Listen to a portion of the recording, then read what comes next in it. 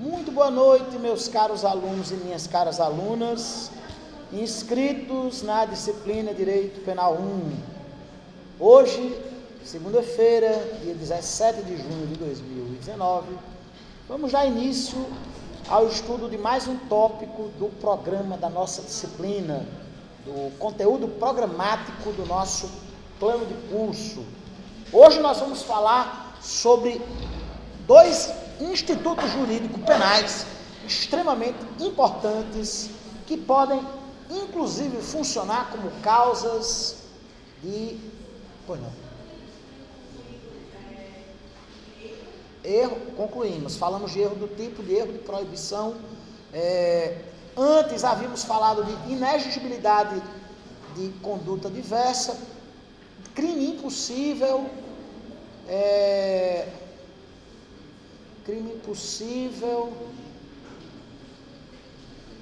erro do tipo, erro de proibição, concluímos erro, viu? Concluímos erro, sim.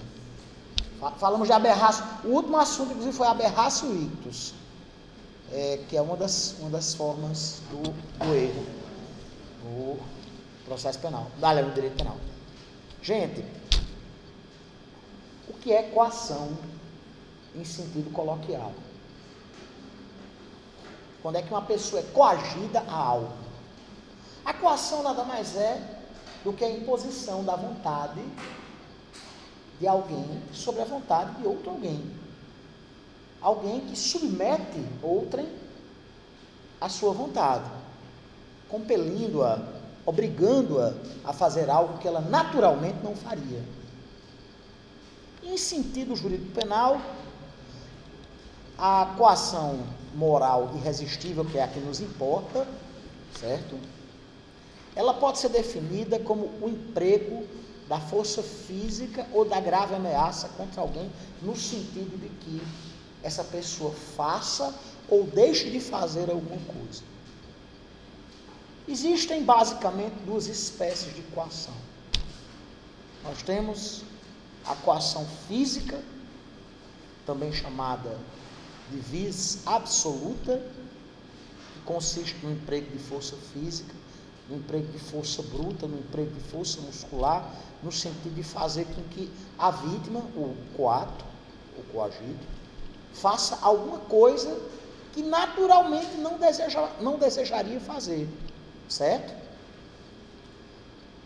Esse tipo de coação afasta simplesmente a própria conduta, porque não há nexo de causalidade entre a conduta do agente e o resultado criminoso. Na realidade, não há conduta do agente. Se alguém pega um revólver, bota na mão de outra pessoa e dispara contra um terceiro que vai passando, evidentemente que ali não há uma conduta. A vontade da pessoa foi tão comprometida em razão da utilização de força física, de força bruta, de força muscular, que não se fala sequer em coação moral, se fala em coação física. Não há, vejam só vocês, a própria conduta da pessoa, do coato, da pessoa que foi coagida a praticar aquele fato típico, certo? Mas há uma segunda modalidade de coação, a chamada coação moral, também chamada de vis compulsiva, através da qual um agente utiliza-se de grave ameaça, prenunciando um mal àquela pessoa que ele pretende coagir, no sentido de fazê-la realizar ou deixar de realizar algo. Salientes, inclusive, que um dos direitos inerentes à personalidade vem a ser o direito à liberdade individual. Ninguém pode ser obrigado a fazer algo que a lei não determina. Nem tampouco ninguém é obrigado a abster-se de fazer algo que a lei permite. O indivíduo que incorre nessa postura, indiscutivelmente pratica um crime contra a liberdade individual, seja ele ameaça, seja ele constrangimento ilegal, certo? Seja ele sequestro ou cárcere privado. De todo modo, existe a prática de um delito que é subsidiário. A marca fundamental dos crimes contra a liberdade individual vem a ser justamente a sua subsidiariedade. Eles são subsidiários a outros delitos. Se eles não importarem em crime mais grave, certo? Eles existirão por si mesmos. Caso eles importem em delito mais grave, a conduta referenciada no tipo penal respectivo importará em mera ou meras elementares de outro tipo penal. Por exemplo, o crime de extorsão, que pode ser elementado o crime de extorsão mediante sequestro, certo? O crime de ameaça, o crime de constrangimento ilegal, pode configurar como elementar de outro tipo penal. Por exemplo, o crime de ameaça pode configurar como tipo penal do crime do artigo 157 do crime de roubo, ou do crime do artigo 213, o crime de estupro, certo? De toda forma, aqui para o nosso objeto de estudo presente, importa-nos saber que a diferença entre a vis física e a vis compulsiva consiste no fato de que, enquanto que na coação física utiliza-se da força muscular, da força bruta, impondo a vontade pela força, na coação moral utiliza-se do prenúncio de uma grave ameaça, intimidando a vítima, amedrontando a vítima, dirigindo-lhe, seja pela oralidade, seja por escrito, o prenúncio de que algo ruim acontecerá a ela ou a pessoa a ela ligada, ameaçando, portanto, a pessoa que se pretende coagir, certo? A coação, ela encontra-se prevista na primeira parte do artigo 22 do Código Penal Brasileiro. O que é que diz o artigo 22 do CPB? Se o fato é cometido sob coação irresistível ou em estrita obediência, que é a segunda parte que a gente vai ver no final da aula, ou em estrita obediência à ordem não manifestamente ilegal de superior hierárquico, só é punível o autor da coação ou da ordem. Ou seja, extingue-se a punibilidade da pessoa que foi coagida. Se a coação moral for irresistível, por exemplo, o senhor chega com uma mãe e diz: eu vou meter uma bala na cabeça do seu filho, se você não me disser qual é o horário. Vamos supor, vamos criar aqui uma situação. Uma senhora é gerente de uma instituição bancária, de um estabelecimento bancário. E uma quadrilha de malfeitores toma de assalto a residência dessa senhora e mantém em postura de sequestro ou cárcere privado um filho, uma filha dessa gerente de banco. Diz: olha, você vai passar o horário que chega o carro forte e a gente mata a sua filha. E ela vai e passa o horário que vai chegar o carro forte e a combinação do cofre e tudo mais. Evidentemente que uma pessoa dessas não tem culpabilidade. Ela não pode ser processada como partícipe do crime de roubo praticado por esses malfeitores. Haja visto que ela fora submetida a uma coação moral absolutamente irresistível, qualquer pessoa incorreria na postura dessa senhora. Certo? Muito bem. Mas vamos aqui para as consequências jurídicas da coação. Se o sujeito pratica o ato ilícito mediante a coação física, certo? Ele não tem nem liberdade psíquica, nem liberdade física. Ou seja, falta o quê? Falta a vontade. Lembrem-se, é necessário que haja, o crime é sobretudo uma manifestação da vontade. Seja através de uma conduta comissiva ou omissiva, certo? Mas sempre há uma manifestação da vontade, ainda que o elemento subjetivo do tipo seja a culpa. Mas o crime é sempre uma manifestação da vontade humana, certo? Nessa situação da coação física irresistível, o indivíduo não tem a necessária liberdade física e psicológica para incorrer em uma manifestação sua, manifestação da sua própria vontade, certo? E como a vontade integra a conduta, certo? E o crime necessita, logicamente, da conduta, o crime é um comportamento humano, né? Não há, obviamente, aquele primeiro elementozinho do fato típico, que é, logicamente, o comportamento humano, a conduta humana. Lembrem-se que para haver a prática de um fato típico, é necessário que haja a vontade do indivíduo, que evidentemente não há se ele for alvo de uma coação física irresistível.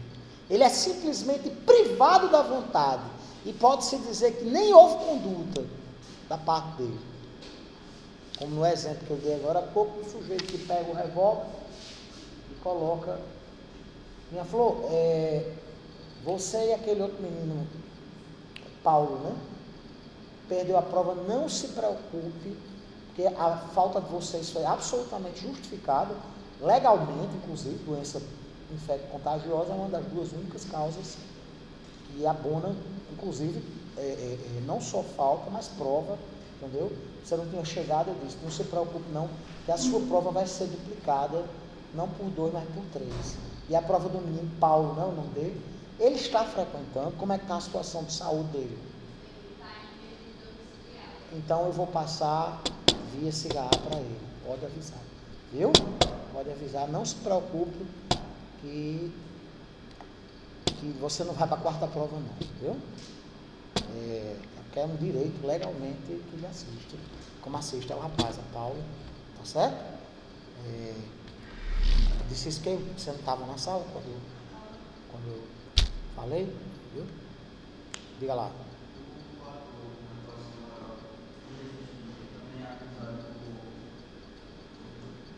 Não, é verdade.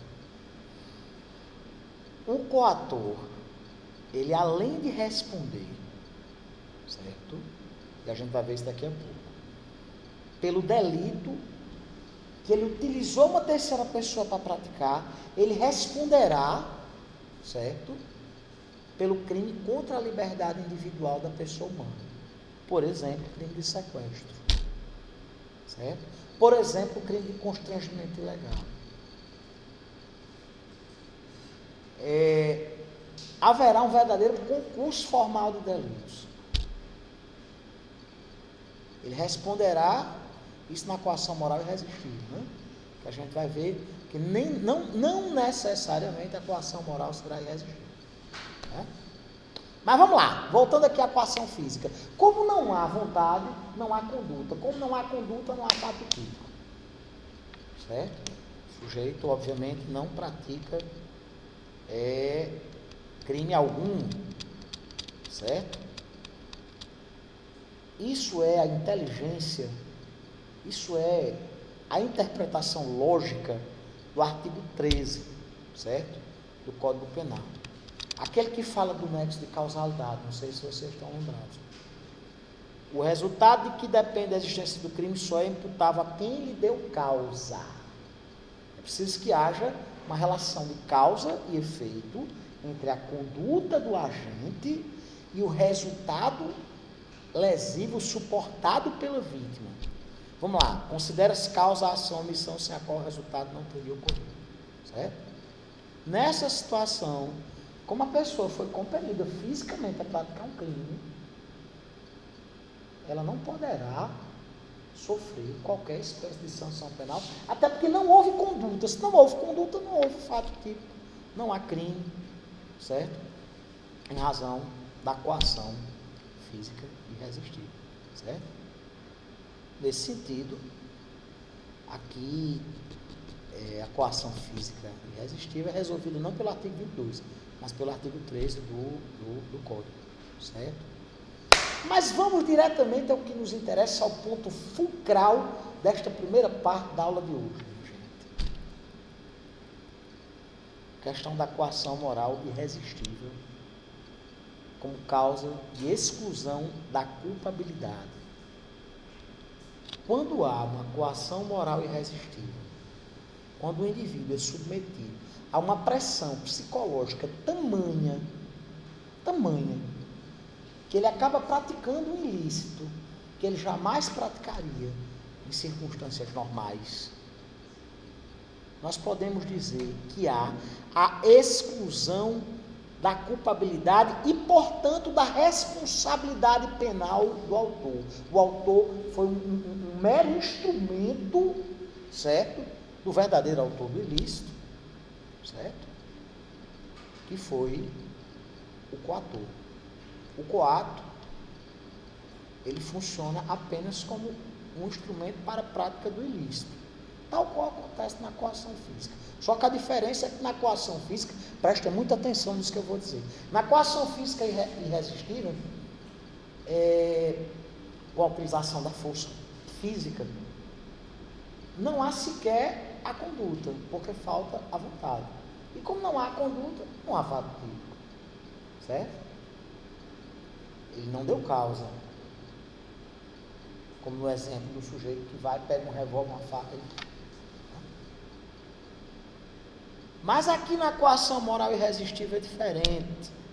Aqui o que se afasta é a culpabilidade, certo? O sujeito continua praticando um fato típico e antijurídico. É indiscutível porque há um fato típico. Por quê? Há uma previsão legal acerca da tipicidade daquela conduta. Sem contexto. Continua havendo um fato antijurídico, sem qualquer sombra de dúvida. Existe uma ilicitude, existe uma antijuridicidade no sentido de que um bem da vida pertencente a outrem, indiscutivelmente restou lesado, ou pelo menos, se for um crime de perigo, ameaçado. É indiscutível. Mas falta a culpabilidade. Quem é que lembra dos 3 elementos que compõem a culpabilidade? Vamos recordar, fazendo revisão já para a prova. Quais são os 3 elementos que compõem a culpabilidade, gente?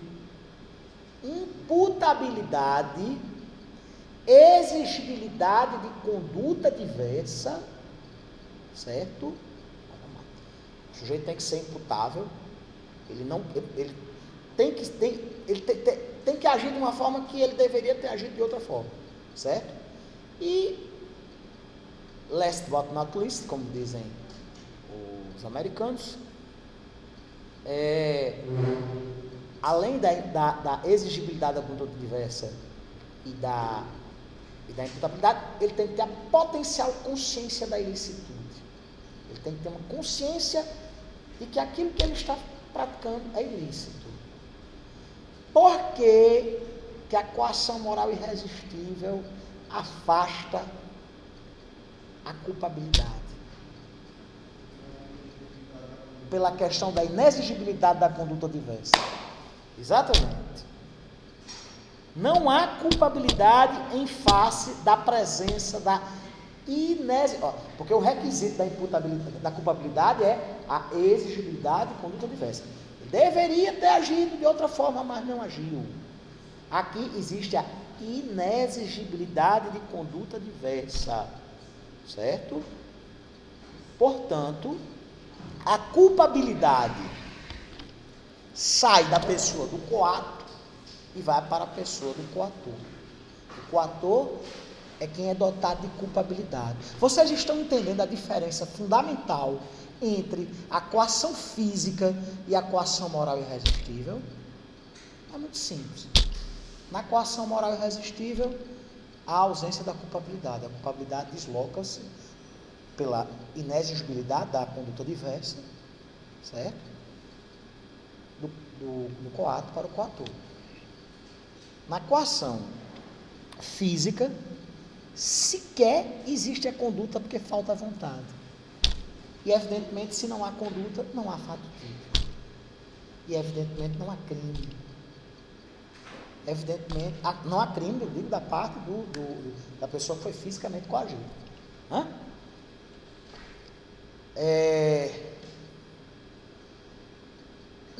Não é qualquer coação que afasta a culpabilidade.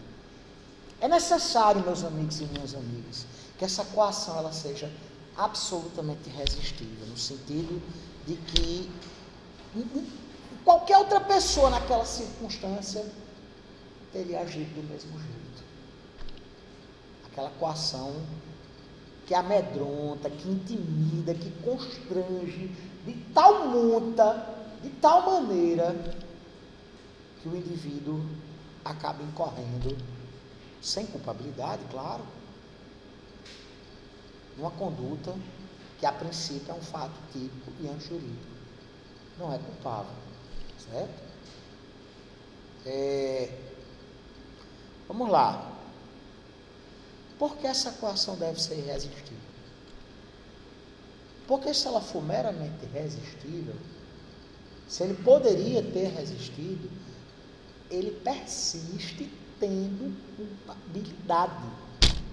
Ele só irá responder de forma atenuada. Existe uma atenuante genérica. Por que atenuante genérica? Porque está na parte geral do código. A gente vai ver isso semestre que vem, se Deus quiser. Certo? Quando estivermos estudando a dosimetria penal. A dosimetria penal perfaz um caminho trifásico. Nós adotamos em nosso sistema jurídico penal um sistema trifásico. Primeiramente, o juiz afere as circunstâncias judiciais. Eu digo o juiz ou o tribunal, né? O órgão judicante, é melhor dizer. As circunstâncias judiciais do artigo 59. No segundo momento, ele vai analisar a presença de circunstâncias atenuantes ou agravantes, que podem ser genéricas, onde estiverem contidas na parte geral do código, e podem ser específicas ou especiais, onde estiverem contidas junto aos próprios tipos penais, certo? E num terceiro momento, ele irá aferir a presença ou não de eventuais causas de aumento e diminuição de pena, que podem ser gerais ou genéricas e especiais ou específicas, caso estejam também na parte geral do código ou estejam presentes junto aos próprios tipos penais. Aqui nós temos lá na linha C, na primeira figura da linha C do inciso 3º do artigo 65 do Código Penal Brasileiro, uma atenuante genérica que induz a um abrandamento da sanção penal aferível na segunda fase da dosimetria da pena. Compreenderam? Em razão do agente ter incorrido mediante a coação, mas uma coação moral resistível. Ele poderia ter até resistido, certo? Mas não fez. Portanto, a coação da qual nós estamos tratando aqui, que fala o artigo 22, em sua primeira parte, é a coação moral irresistível. Essa coação moral irresistível afasta a culpabilidade. Diga lá, Yuri, né? É Yuri, né? Yuri, né? Yuri, né, senhor? Arthur. Coação moral irresistível, posso ponderar ela ou ela é uma questão subjetiva? Por exemplo, ameaçar a mãe que vai matar. Ela é uma questão. Seria objetivamente uma coação moral irresistível ou vai depender do A coação moral irresistível deve ser apreciada de acordo com as circunstâncias inerentes ao caso concreto levando em consideração a questão da inexigibilidade de conduta diversa, certo? Se eu vou criar até um exemplo, se uma menina assim como Darinha ou como Clarinha, doces, delicadas, magrinhas, chegassem para um homem como eu e dissessem: eu vou lhe dar uma surra se você me ajudar a assaltar. Evidentemente, isso não seria uma coação moral inexistível. Né? Agora vamos colocar a situação em outro plano, certo? Vamos colocar a situação em outro plano. Vamos pegar um cara como Alan, entendeu? Um cara grande como Alan. Aí chega para uma menina magrinha, baixinha, um rapaz franzininho, diz: eu vou quebrar a sua cara se você não me ajudar a praticar esse ou aquele, a furtar um carro, por exemplo, certo? Evidentemente que isso se afere de acordo com as circunstâncias inerentes ao caso concreto. Um sujeito com arma de fogo na sua cara, que diz, só quero chamar de Arthur, que diz: Arthur, você vai ter que me ajudar, certo? Vamos supor que você estivesse dirigindo seu carro e tal, você vai ter que me ajudar a fugir daqui, após ele ter assaltado, digamos, uma mercearia, certo? Ou um banco, não sei. Claro que isso é uma coação moral irresistível, absolutamente irresistível, lógico. Como? Por exemplo, uma arma na minha cabeça, para algumas situações, dirigir um carro. Para outra situação, por exemplo, joga uma bomba em 20 pessoas. Aí, dependendo do que ele me pedir, vai ser uma coação irresistível ou eu tenho que ponderar o que ele está pedindo? Não, recai na inexigibilidade de conduta diversa. Você não vai ter que bancar o herói e pensar: peraí, eu não vou fazer isso não, com um 38 ou uma Magnum 357 na sua cabeça, né? Isso vai depender das circunstâncias inerentes ao caso concreto.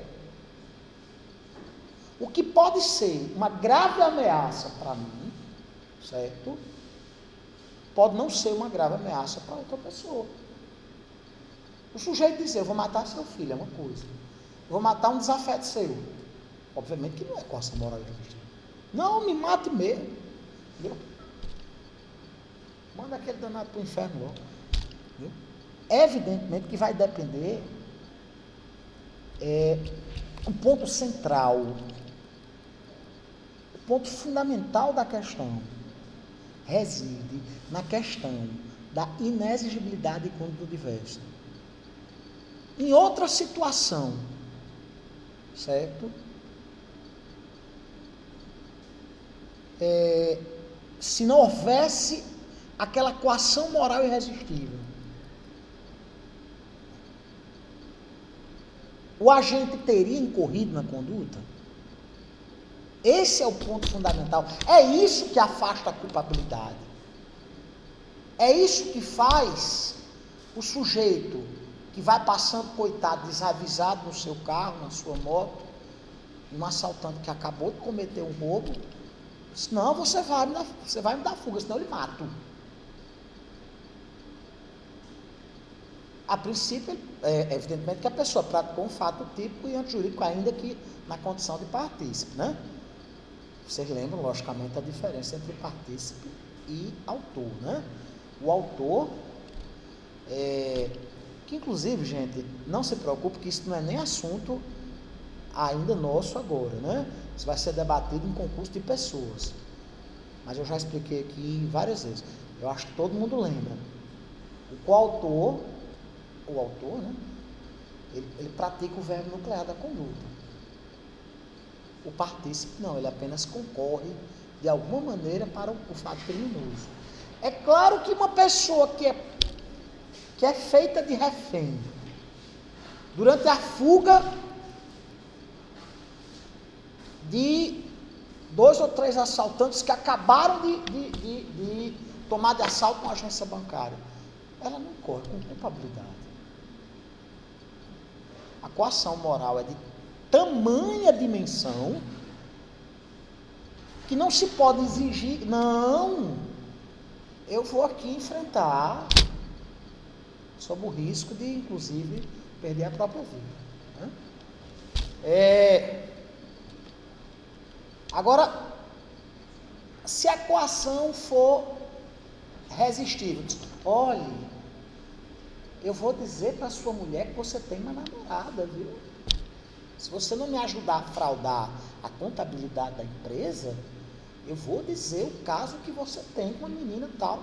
Claro que isso não é uma coação moral irresistível. É uma coação moral resistível. Certo?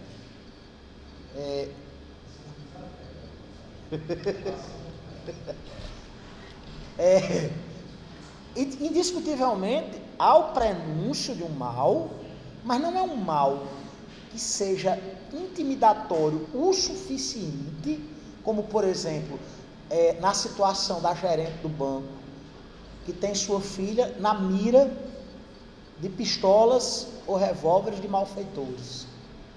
E se ela não disser a hora que o cofre vai ser abastecido e a combinação do cofre, são situações diametralmente opostas. Na coação moral resistível, o sujeito responde. Existe a tipicidade, existe a antijuridicidade, existe a culpabilidade. Só que a culpabilidade ela é atenuada, em razão dessa coação moral. Né?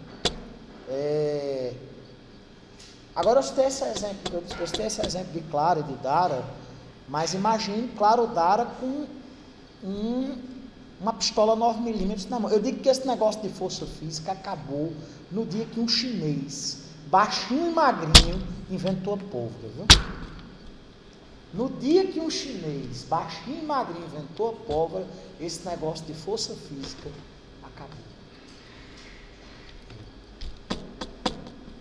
Tanto que as principais unidades militares do planeta hoje focam-se muito mais na questão da inteligência, da estratégia, do que propriamente na força. Lógico que existem situações que só força bruta resolve.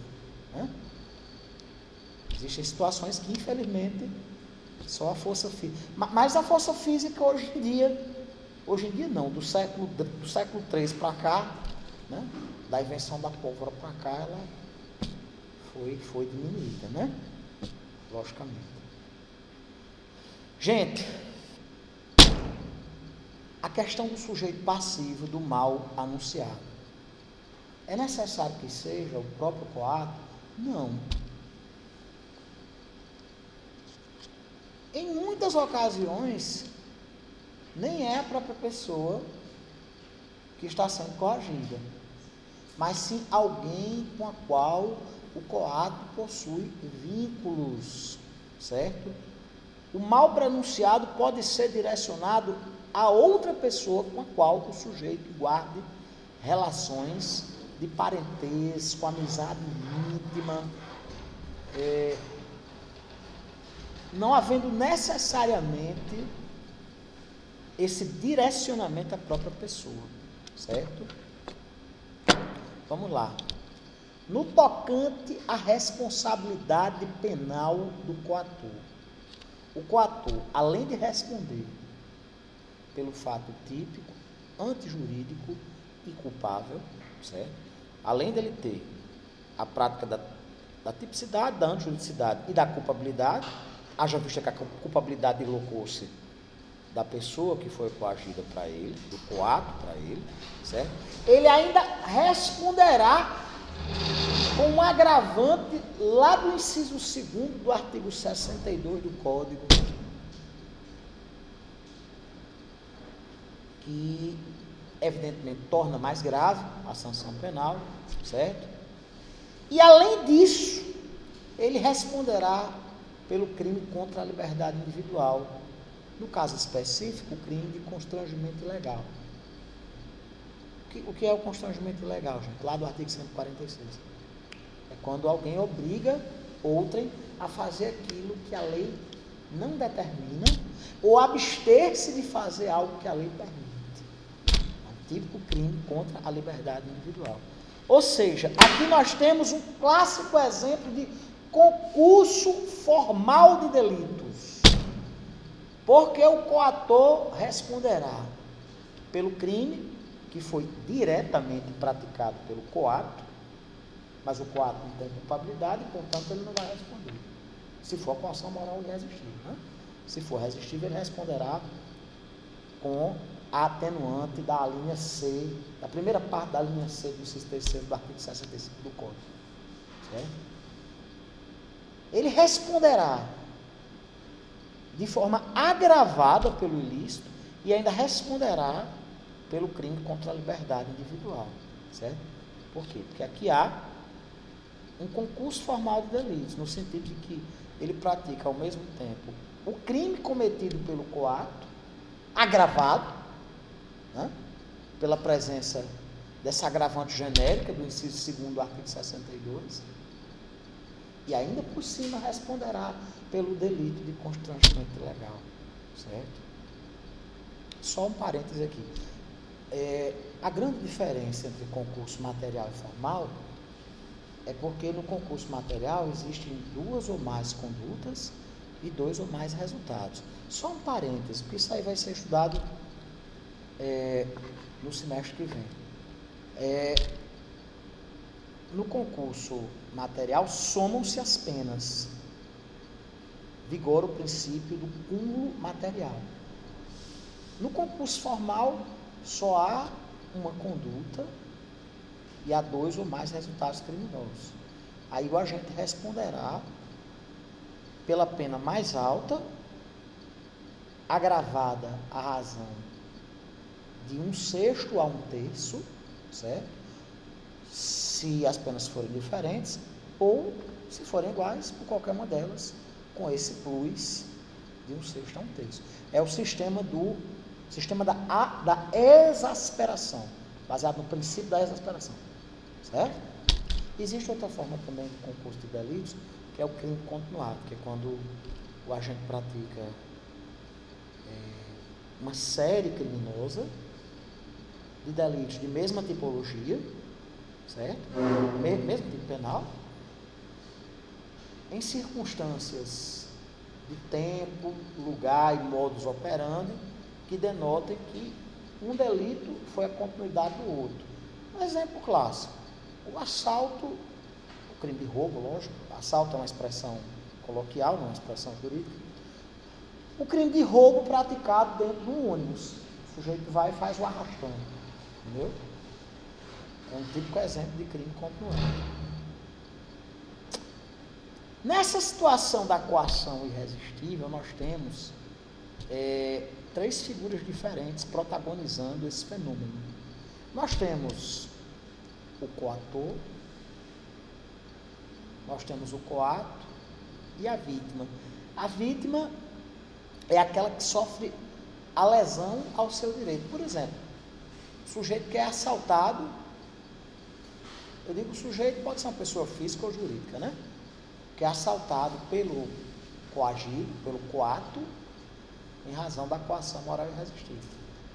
Certo?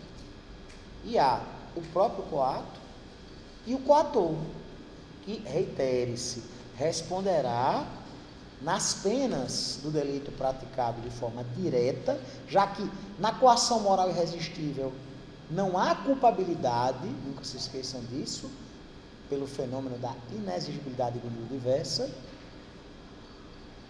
e como não há culpabilidade por parte do coato, o coator responderá. E ainda mais com a agravante do inciso 2º do artigo 62. E responderá também pelo constrangimento ilegal suportado pelo coato. Certo? Nós temos aqui, portanto, 3 figuras diferentes. Pessoal, alguma dúvida sobre coação moral irresistível? Esse fenômeno jurídico presente na primeira parte do artigo 22 do nosso Estatuto Repressivo. Então podemos passar adiante, né, galera? Gente, a questão da obediência hierárquica. Primeiramente, vamos conceituar o que vem a ser obediência hierárquica e vamos classificá-la nas diversas espécies que a doutrina nos elenca. Primeiramente, o que significa superioridade hierárquica? O que é um superior hierárquico que manifesta uma ordem a um subordinado? A obediência hierárquica, ela está assentada em princípios de direito público. Não existe obediência hierárquica na iniciativa privada, certo? Existe subordinação, que é uma das características, vocês vão ver isso em direito do trabalho, é uma das características inerentes à relação de trabalho. Mas não há obediência hierárquica. Obediência hierárquica e superioridade hierárquica são manifestações emanadas de titulares de funções públicas, sejam esses titulares civis ou militares. Claro que pela natureza da própria vida castrense, a própria natureza da disciplina militar, né, que é assentada em dois princípios, hierarquia e disciplina, essa subordinação hierárquica ou superioridade hierárquica se manifesta de forma mais contundente, digamos assim. Mas ela está presente também junto aos servidores públicos civis, certo? O superior hierárquico é aquele que está numa posição dentro da estrutura, da instituição, da corporação, da autarquia, enfim, da pessoa jurídica de direito público em uma posição de prevalência, certo? E a ordem emanada por um superior hierárquico, ela deve ser cumprida pela própria hierarquia que está na gênese do serviço público, né? Mas nós vamos ver que não é bem assim. Nem sempre a obediência hierárquica afastará a culpabilidade.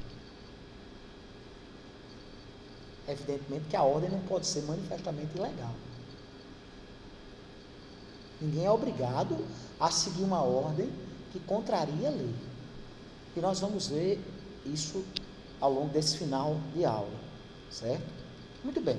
Mas, primeiramente, nós temos como conceito de ordem emanada do superior hierárquico aquela prolatada no exercício de uma função pública. O superior hierárquico, no exercício de suas funções, determina que um colega que lhe é subordinado execute uma determinada atividade no exercício das funções às quais ambos se dedicam, certo? Mas não necessariamente essa ordem poderá estar revestida dos requisitos inerentes à legalidade. Uma ordem emanada por um superior hierárquico, ela pode ser ilegal, pode ser legal e pode ser ilegal. O que é uma ordem emanada por superior hierárquico legal? É aquela que se encontra revestida das formalidades necessárias inerentes à legalidade, certo? Quando uma ordem é emanada de forma legal, não há a prática de crime algum, nem por parte do superior hierárquico, nem por parte do seu subordinado. Por quê? Porque eles se encontram no estrito cumprimento do dever legal, que inclusive é uma das excludentes de antijuridicidade, uma das excludentes de ilicitude. Eu vou criar aqui um exemplo. Está acontecendo um incêndio. Vai passando uma viatura do corpo de bombeiros, um incêndio em uma casa. vai passando uma viatura do Corpo de Bombeiros. E os servidores públicos, militares, daquela corporação, param a viatura e arrombam a porta da casa onde estava havendo o incêndio, no escopo de salvar a vida e a incolumidade física das pessoas que estão lá dentro. Certo? Um oficial que esteja no comando da guarnição ordena aos colegas que estão com ele na viatura que arrume a porta.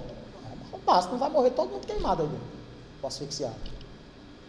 Isso é uma ordem, obviamente, legal. Que se encontra acobertada não apenas pelo estrito cumprimento do dever legal, mas também até pelo estado de necessidade. Seria o estado de necessidade se não fossem servidores públicos que teriam o dever legal de garantir, né, a vida, a integridade física.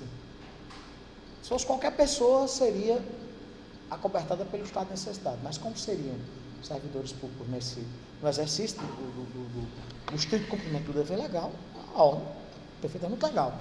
Outra situação. Vai passando o carro da polícia e há o cometimento de um flagrante.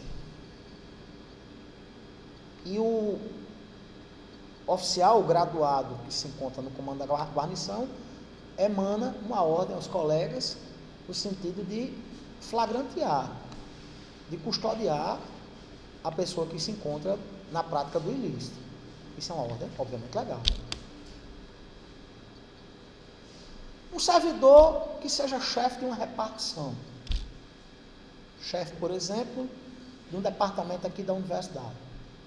Chega para um colega, seu subordinado hierárquico, e diz: fulano, envie um malote para o campo de Natal, com tais e tais documentos. Isso, obviamente, é uma ordem legal. O prefeito de um município,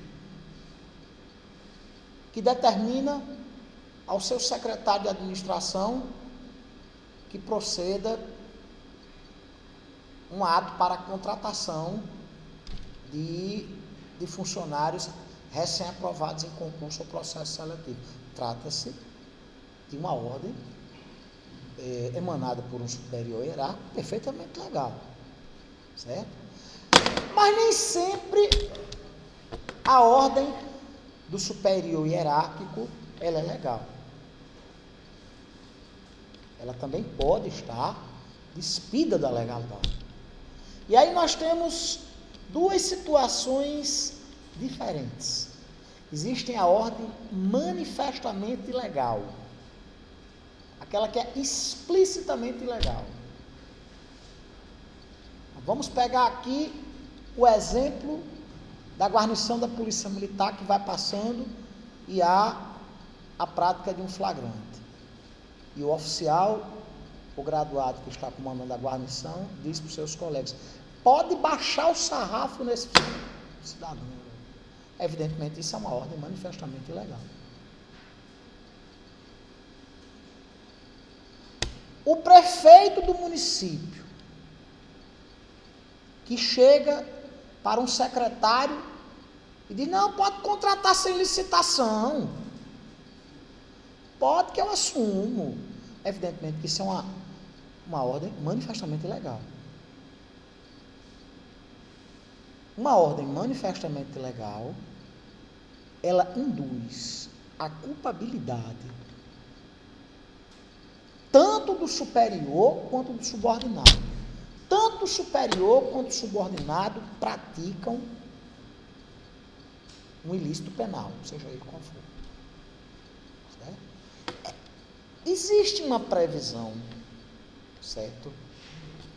No tocante à ordem manifestamente ilegal, existe uma previsão de outra circunstância atenuante, também lá na segunda parte da linha C do inciso 3º do artigo 65, que a pena do subordinado é abrandado, é reduzido, é atenuado, certo?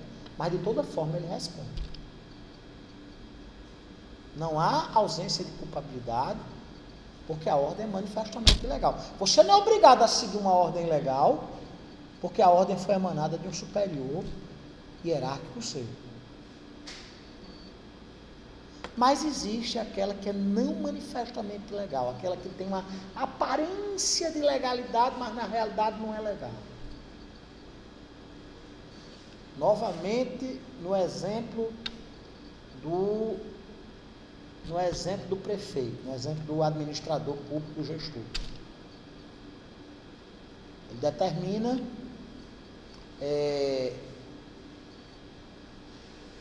que servidores que lhes são subordinados pratiquem algo aparentemente revestido de legalidade.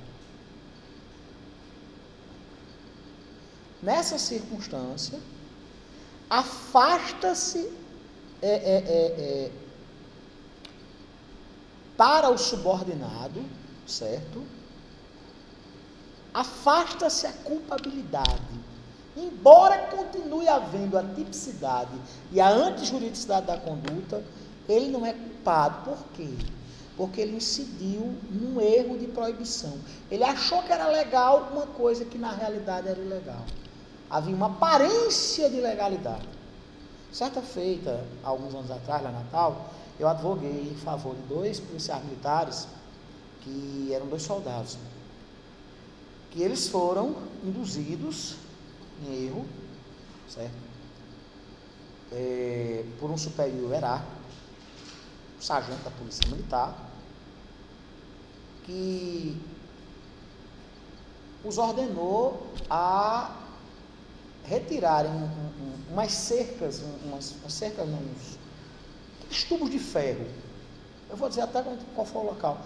Aquele parque de Natal, aquele parque da cidade, aliás, que fica ali entre Satélite e Candelária, no São Paulo. Tinha umas grades, certo? Daquelas que se utilizam em cerca, dispostas no chão. E ele ordenou aos seus subordinados que retirassem as grades do parque. Porque aquilo ali teria sido uma ordem de um oficial.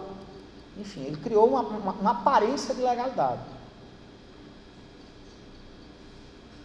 E eles foram presos em flagrante. Eles foram induzidos num erro de proibição. Numa ordem que não era manifestamente ilegal. Podia ser verdade. E eles foram absolvidos. E o sargento foi condenado. Por quê? Porque a culpabilidade desloca-se do subordinado para o superior. Porque o subordinado, dentro do princípio da presunção de legitimidade dos atos, vocês estão pagando administrativo? Dentro do princípio da presunção da legitimidade dos atos da administração pública, ele não tem como presumir que uma ordem que aparentemente guarda feições de legalidade é ilegal. Por isso que a ordem não manifestamente ilegal, diferentemente da ordem manifestamente ilegal, ela afasta a culpabilidade por parte do subordinado hierárquico, do subordinado hierárquico, certo? Por quê? Ele não responde por crime, tendo em vista a ausência de culpabilidade. Por que a ausência de culpabilidade? Pelo erro de proibição, certo?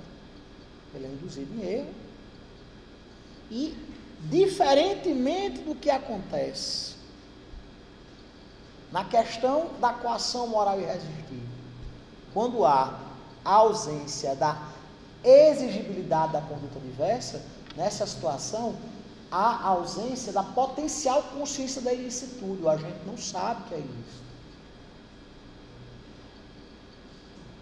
E acaba sendo induzido em erro. Sendo utilizado como, na realidade, um verdadeiro instrumento para a prática do crime por parte de um superior hierárquico. Certo?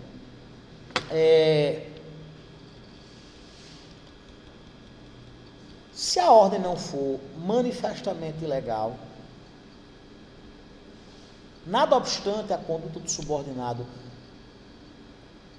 venha a constituir fato típico e antijurídico, ele não é culpável, certo? Por quê? Porque há um erro óbvio de proibição. Ele não responderá tendo em vista a ausência da culpabilidade, certo? Atualmente a doutrina e a jurisprudência não admitem mais o cego cumprimento do dever da ordem ilegal, certo? Por quê? Porque o homo medius, a pessoa racional, a pessoa de inteligência mediana, ele tem a obrigação de sopesar se aquilo é lícito ou ilícito.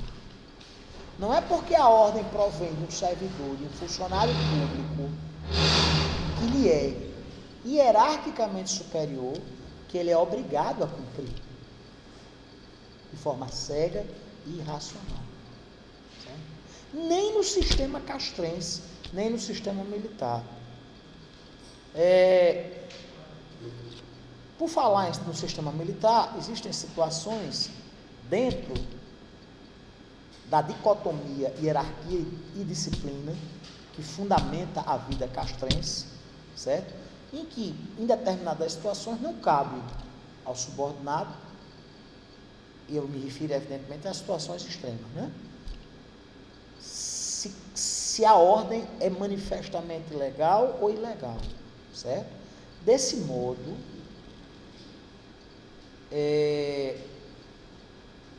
se a ordem é ilegal, também é ilegal o fato praticado pelo subordinado. Mas como não lhe cabe discutir em razão da própria natureza do serviço, da própria natureza do sistema, fundamentado nesses dois pilares, hierarquia e disciplina, certo? Ele não incorrerá em culpabilidade, porque ele agirá no estrito cumprimento do dever legal. Quem é que terá culpabilidade? O superior que emanou a ordem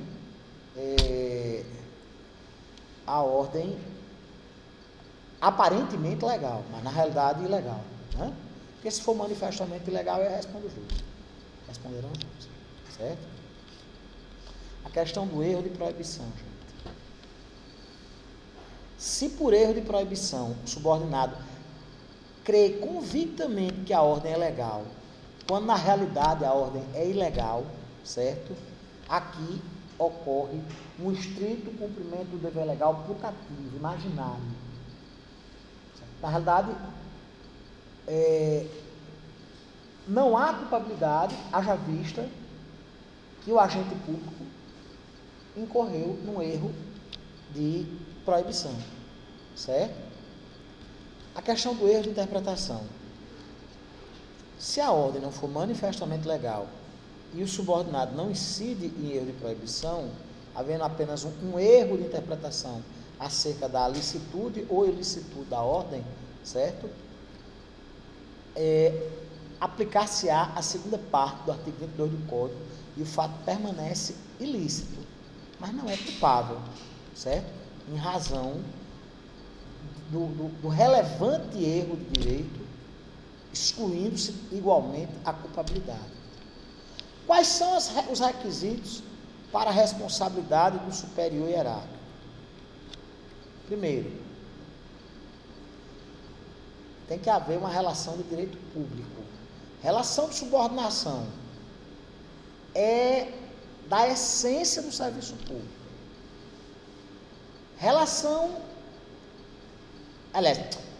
Obediência hierárquica é da natureza do serviço público.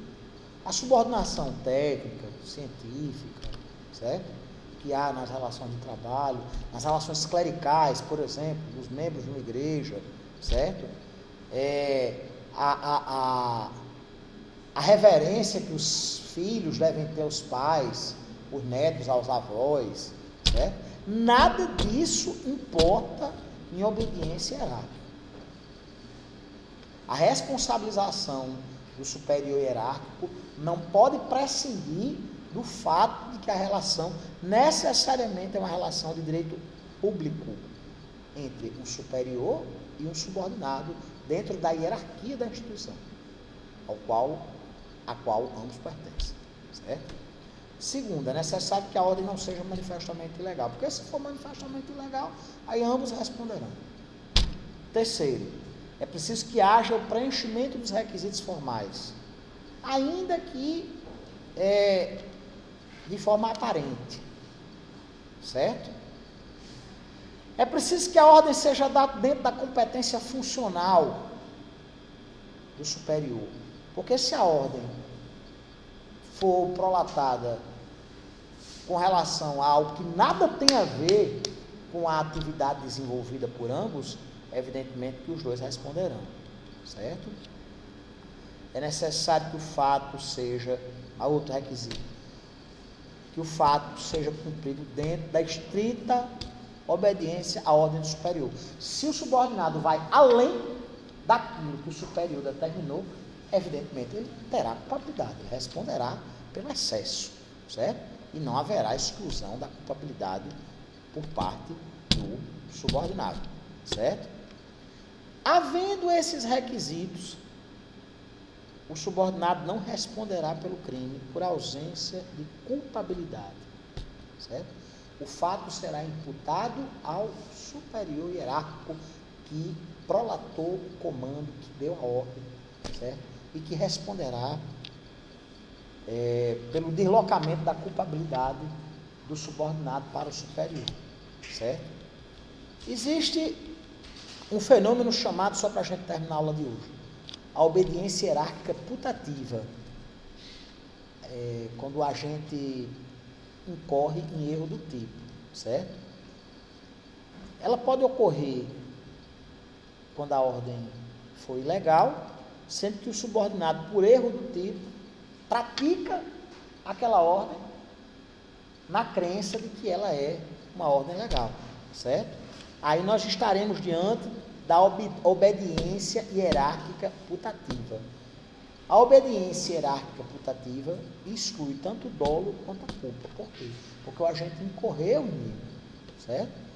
É um erro do tipo invencível ou excusável e, portanto, afastar-se-á tanto o dolo quanto a culpa.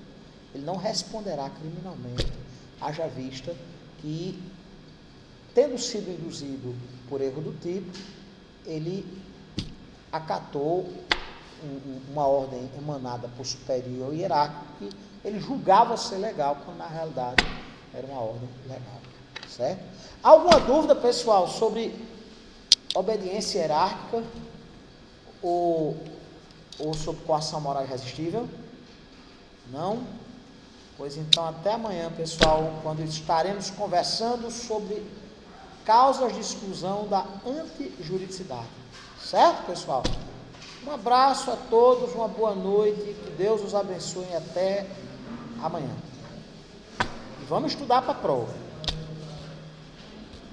Boa noite, pessoal.